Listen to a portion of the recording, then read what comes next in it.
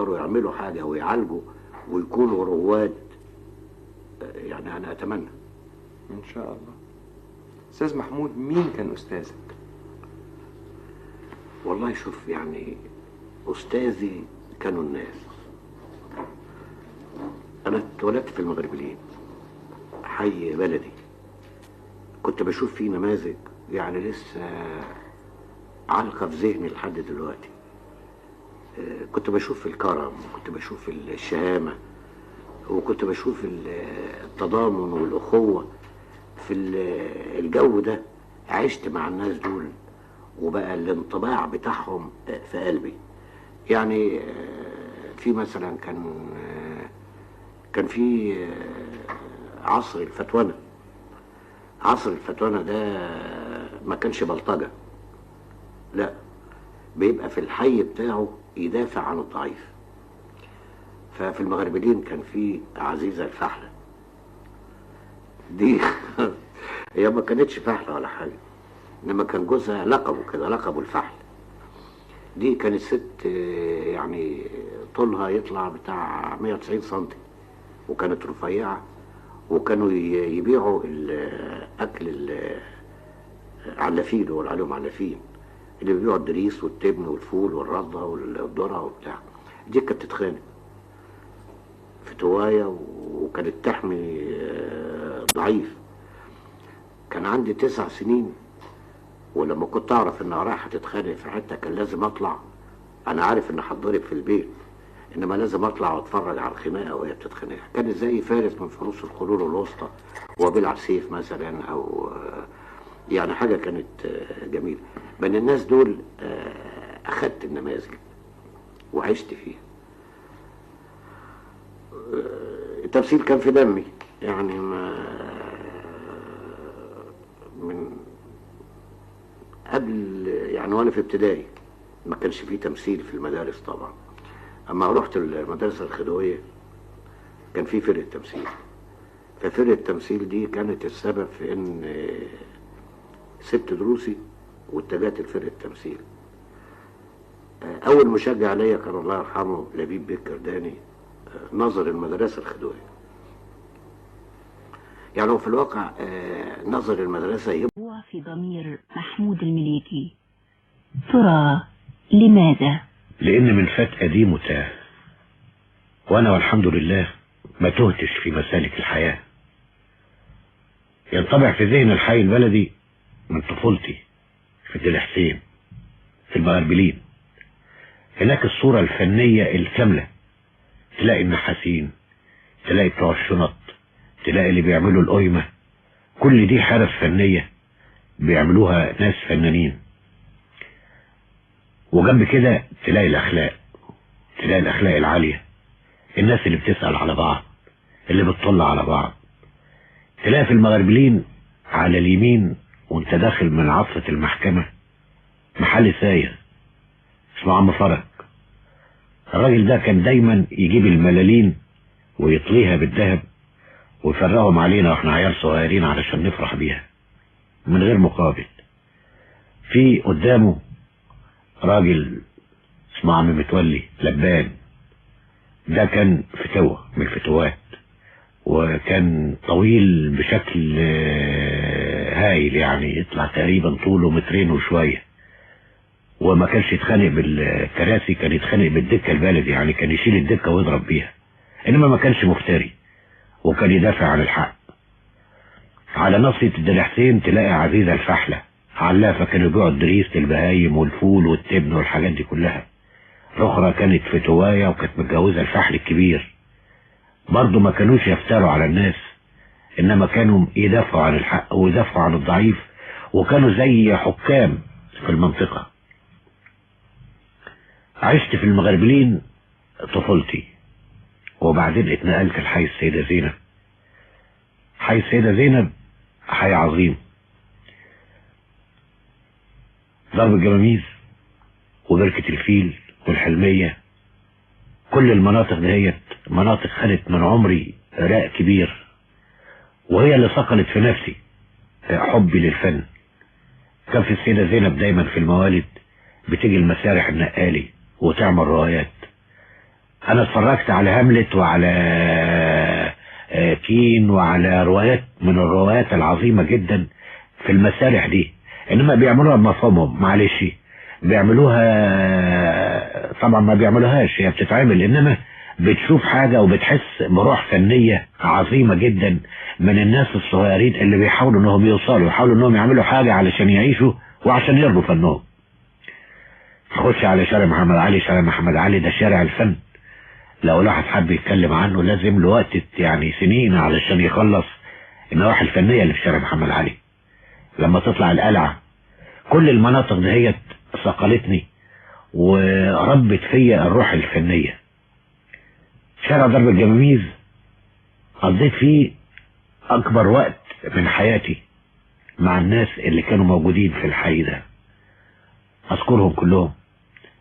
اذكر عم علي عبده بتاع الطعمية، الراجل ده كان فاتح محل طعمية، يجي له الصبح الولد معاه رساخ، يقول له ابويا بقول لك هات لنا فول، يقول له طيب، ياخد منه السلطانية يملاها له فول بالزيت ويحط له عليها ليمونتين وقرطاف طعمية وست رغيفة وعلبة سجاير جولد فلاج 10، ويقول له خد يا ابني ده رساخ اشتري بيه كراميلا وانت مروح. طب يا عم علي عبده ايه الحكاية؟ يقول ده راجل غلبان عنده 6 عيال هيفطروا، اذا كانوا هيفطروا بالميت هيفطروا ب10 رساخ، هو بياخد كام؟ او خليهم ياكلوا الرزق كتير وخير ربنا كتير. ده عم علي عبده. بعدين يجي عم عزو الجزار. عم عزو الجزار ده هو ما كانتش الفلوس بتخش في محله، الناس تاخد واللي يدفع يدفع، وعايشين كما لو كانوا أسرة واحدة.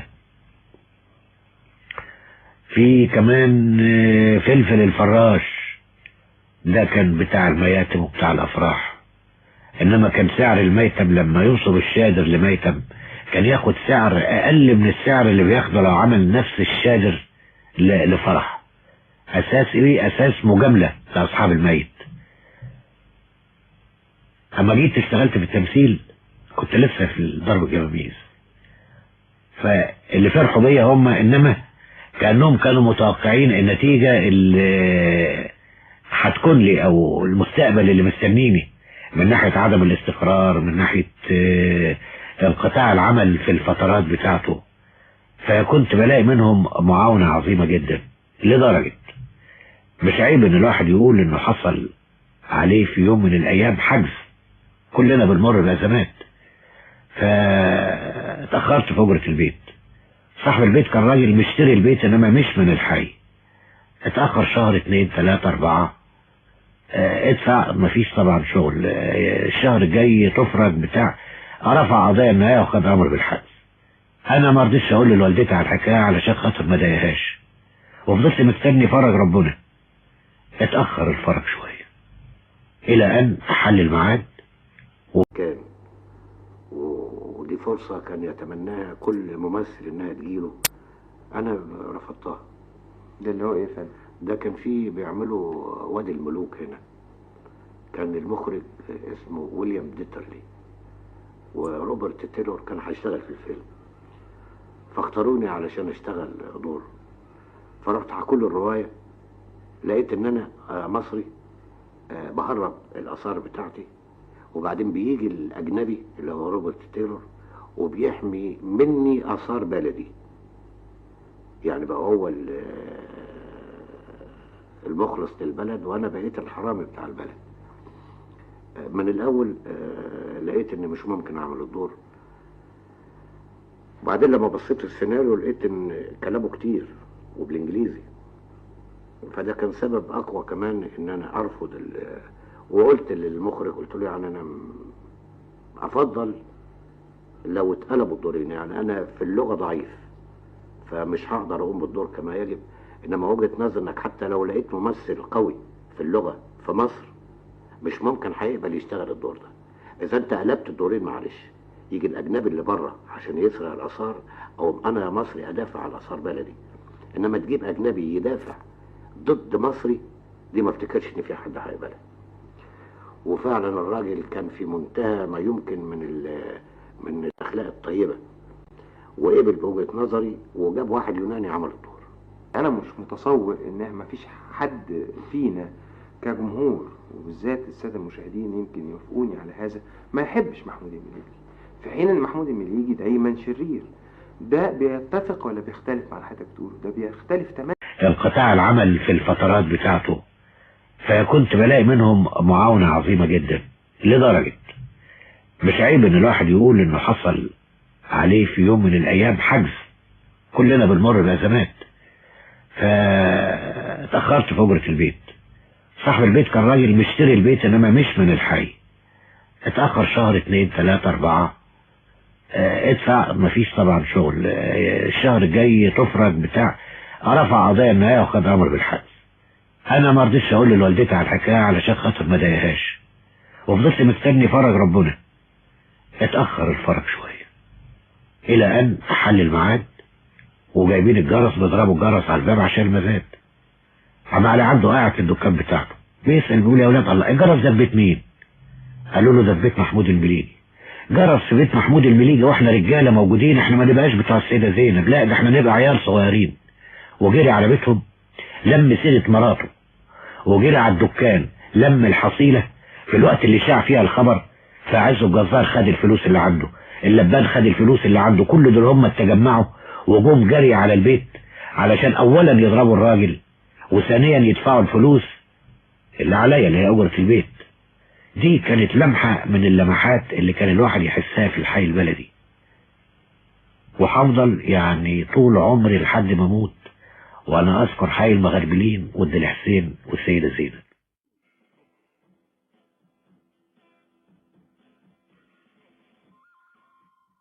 المخرجين انواع، يتصفوا بصفة واحدة، هي انهم عزاف، يعني زي عازف الكمانجة، والممثل عبارة عن كمانجة. فاذا لم يستطع العازف انه يعزف عزف جميل على الكمانجة، مش ممكن هتطلع الانغام الحلوة بتاعتها. في مخرجين عارفين بالظبط هما بيعملوا ايه، وفيه مخرجين بيبقوا مش عارفين بيعملوا ايه انما بياخدوا رأي التانيين، وفي مخرجين على الخطأ. اذا لازم اعالج المشاكل اللي عندي اللي انا عايش فيها دلوقتي. في بعض الافلام بتعالج. انا مالي ومال السكرية؟ لا يا فندم، في بعض دي حاجة قديمة بس ده مش كتير. ده تراث فني المفروض يكون. تراث فني بالنسبة لمين؟ تراث فني اعمل الحاجات التاريخية. عندي تراث فني. انا ما شفتش ولا فيلم من ايام المماليك، ما شفتش ولا فيلم من ايام قدماء المصريين، ما شفتش ما حصل ايام الانجليز ما ضربونا سنة 1882، ما شفتش حاجة من ده، ما شفتش البطولات المصرية، ما شفتش فراشيد لما كانوا يقطعوا البطيخ نصين ويحط البطيخة على دماغه علشان يعوم ويغرق المراكب بتاع الفرنسويين. دي ما شفتهاش، ما اتعملتش. طب مين المسؤول عن المسؤول كده؟ السينما، المسؤول المؤسسة هي المسؤولة عن كل حاجة بتحصل. لان في افلام، وانا مش عايز اقول ذكر الاسماء، في افلام اتكلفت واتكلفت مبالغ كتيرة وملاش اي معنى. تتكلف 100,000 جنيه وتجيب 9000، طب تجيب الباقي امتى؟ ليه؟ لان ما همتش الناس. يبقى المؤسسة لازم تعمل الافلام الكبيرة اللي انا منتج ما اقدرش اعملها. اعيد الامجاد بتاعتي. الامريكان خدوا مننا من 1000 ليلة وليلة، خدوا حاجات وعملوها، احنا ما خدناش من دي حاجة ابدا. جميع المباني الاثرية بتاعتنا سواء كانت في العهد الاسلامي او في العهد الفرعوني او في العهد المملوكي، كل ده ما حاولناش نخش ناحيتها ولا نجيب الماضي بتاعنا. بس يا فندم، يعني في بعض الافلام اتطرقت من سنه 52 لغايه النهارده ولقت نجاح كبير عند الجمهور. بعض المشاكل بنحاول، طبعا ما بنقولش كل المشاكل، لكن بعض المشاكل برضو اللي عندنا في بيوتنا بتتعرض. وانا لسه مديه مثل بامبراطوريه مين. يعني ده حديثا، انا بنتكلم على الافلام الحديثه، انما دي قله قله. لكن يعني انت ذكرت امبراطوريه مين كويس، هاتي لي جنبها 3 4 افلام ما تلاقيش. مش بالنسبة للتكنيك ولا بالنسبة للتمثيل، أنا بتكلم بالنسبة للفكرة وللموضوع. طب ليه حضرتك دلوقتي بتلقي اللوم كله على مؤسسة السينما؟ مؤسسة السينما كل فنان النهاردة بيجي، كل منتج، كل مخرج بيلقي اللوم على مؤسسة السينما. طب ما أنتوا المسؤولين عن السينما. أنا لا، ما أقدرش أعمل حاجة. ليه؟ ما أقدرش. أنا لو اتكلمت كلام في الهوا وبعدين ما أقدرش أوصل المسؤولية يا فندم ما بتكونش مسؤولية فردية، عمرها المسؤولية بتكون مسؤولية جماعية. ما أنا أخيرا قلت لهم كده، عملتها ممكن اتلافى الاخطاء ديت واعمل فيلم كنموذج جديد. وفعلا ابتديت بفيلم اسمه المغامر. هو الصح في تقدير حضرتك لإنتاج فيلم سينمائي مشرف على مستوى فني رفيع؟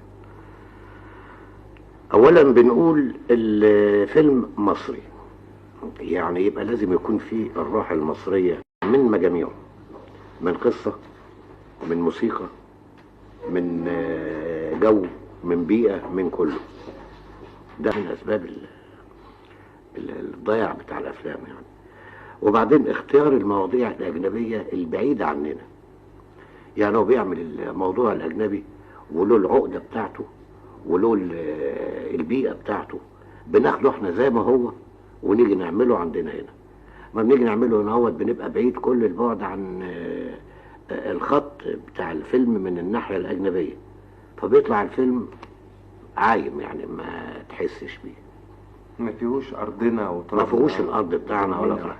وبعدين الموسيقى يعني موضة جديدة، والموضة دي مش جديدة، الموضة دي هي كانت في الأول مش موجودة، إنما اتوجدت بكل أسف من الستينات أو من قبل كده بشوية، وبتستمر دلوقتي. أعتقد إنها قلت لأن في موسيقيين كويسين. كان قبل الموسيقى بتتعمل من موسيقيين مصريين يعملوا الموسيقى التصويرية بتاعت الفيلم، فبيدي لك الطابع المصري. جينا في فترة من الفترات قالوا على ايه نجيب موسيقيين وعلى ايه نعمل نوت وبتاع، ما احنا نجيب شوية اسطوانات ونحطه هنا شوية افيهات وبتاع والفيلم يمشي. فتلاقي الفيلم المصري طالع ما فيهوش الطابع المصري خالص، لا المزيكا بتاعته، لا الجو بتاعه، لا الفكرة بتاع الرواية، بيبقى حاجة أجنبية.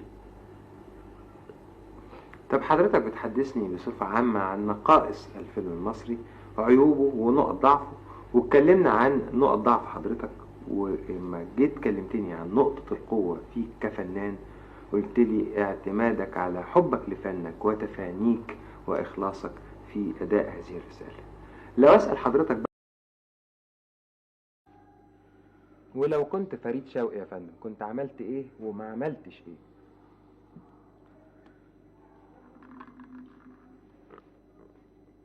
وفريد يعني فريد غلط انه سافر تركيا عشان يشتغل. يعني انا لو مطرح فريد ما كنت سافرت. وده رجع لها يعني تاريخ شوية. فترة المؤسسة توقف الانتاج بتاعها، مؤسسة السينما، وبعدين ما بقاش فيه شغل هنا. ونادينا وقلنا يا جماعة في ناس من بره من المنتجين الخارجيين هياخدوا كل الانتاج المصري ويتباع بره، وبعدين ينقلوا. احنا بنقول ان مصر هي الثقل الفني في الشرق الاوسط كله، فما سمعوش الكلام. فقاموا بعض المنتجين وعملوا شركات وهمية في تركيا، وبيجيب الممثل وبياخده وبيديله اجر كويس، وبيعملوا افلام هناك يعني اقل قيمة فنية او من جميع النواحي. انما الممثل لان ما بيشتغلش هنا بيسافر تركيا وبيشتغل ويجي. فانا كلمت فريد، كلمنا في المؤسسة نقول لهم يا جماعة كده هو بننقل شغلنا من مصر هنا وهننقل الثقل لبره. فكانت النتيجة ان الافلام اللي اتعملت بره وقعت وحملته خسائر كبيرة. يعني لو مطرحه كنت سمعت كلامي زي ما قلت لهم الاول ما كنت سافرت. محمود المليجي وفريد شوقي بيتشابهوا في ايه